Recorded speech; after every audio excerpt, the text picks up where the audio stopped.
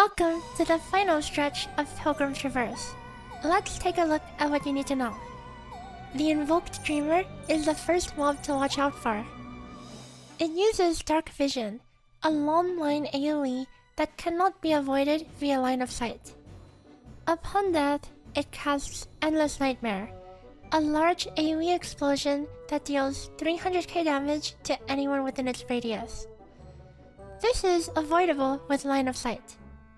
However, this combined with the fact that this mob is always immune to knockback makes it very dangerous to kill with both votive buffs. You'll need to roll over it 4 times to kill it with Primordial Flesh, and you'll need to awkwardly float out of range with Immolation. Note that as long as there isn't Gloom or HP down, Immolation can actually tank the explosion if you're full health. The Ya-ta-veo uses Rotten Stench, a very wide, long line AoE that is also not avoidable via line of sight.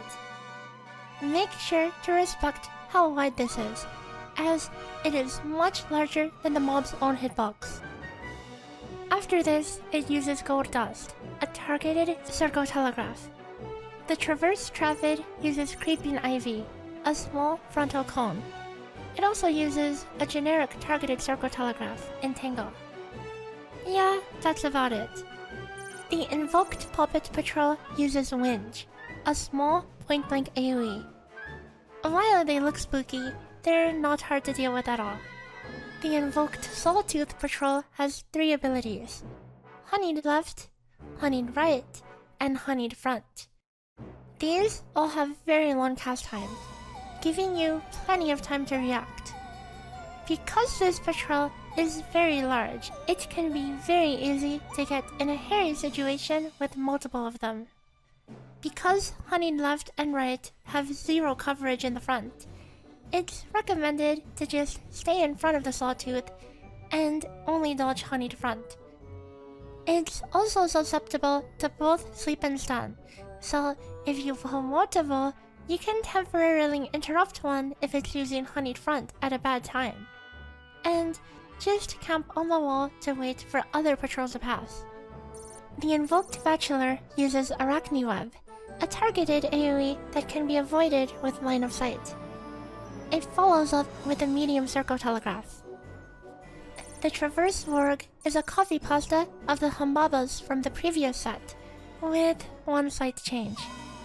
They use triple or quadruple Skull Dasher, leading to 3 or 4 empowered basic attacks, and shortly after, they will do a lethal small circle point-blank AoE stomp. The Invoked Dahak has a very large, untelegraphed frontal cone AoE, Lithic Breath. Additionally, if anybody is standing behind it, it has a room-wide back conal that has no cast bar or telegraph. Make sure nobody is standing behind it. The Archeodemon patrol has 2 attacks to look out for: Karma, a large frontal cone, and Unholy Darkness, a targeted circle AoE. Move away from your current position to avoid it. Next is the Traverse Malevolence. This uses Smashing Blow, a medium frontal cone. Yeah, that's about it. The Invoked Gusion is a copy pasta of the Forgiven Riot from the 61 set. It uses Right or Left Smite, a room-wide half-circle AoE, following up with the other side shortly after. Make sure you run to the other side after the cast resolves. The Invoked Gigachad uses Authority's Edge, a room-wide half-circle in the direction he's holding a sword.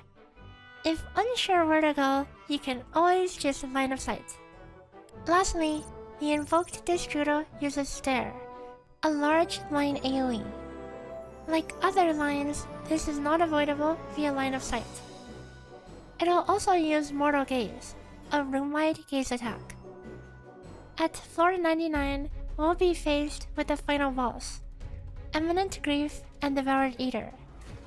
These are dark and light element respectively, and you'll need to be the opposite element to damage them. These patches of light and dark on the ground will change your element as you stand on them.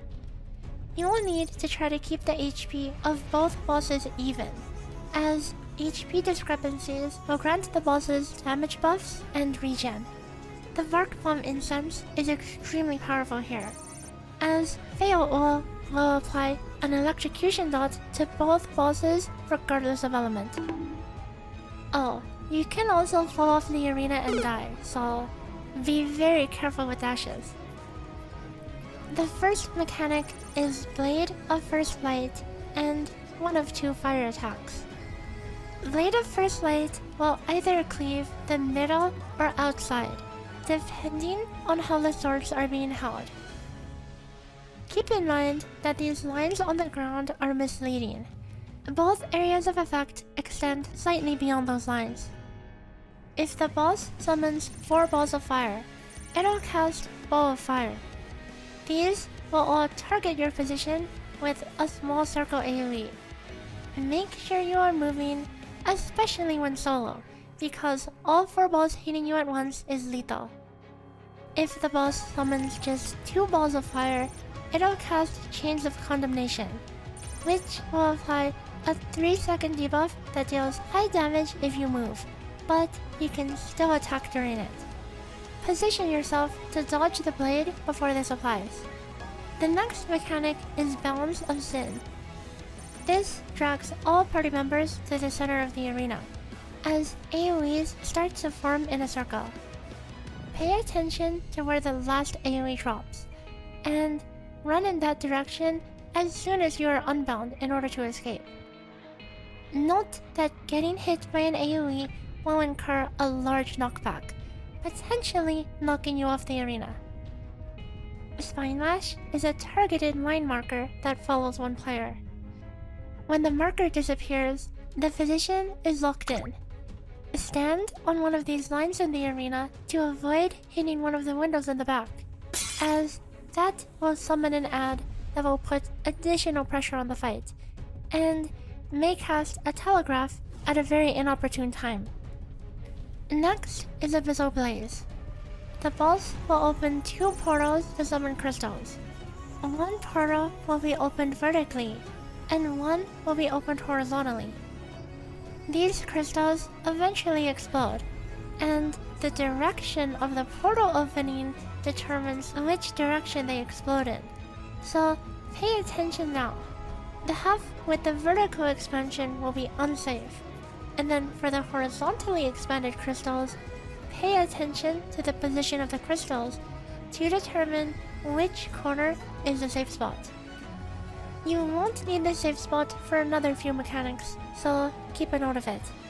Drain Aether will be cast by both bosses at the same time, though one cast will be completing faster than the other.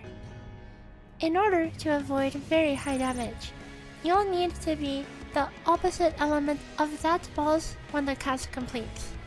How I remember this is that if Devoured Eater is draining first, I need to be dark. D for Devoured and D for dark. Otherwise, I switch to light.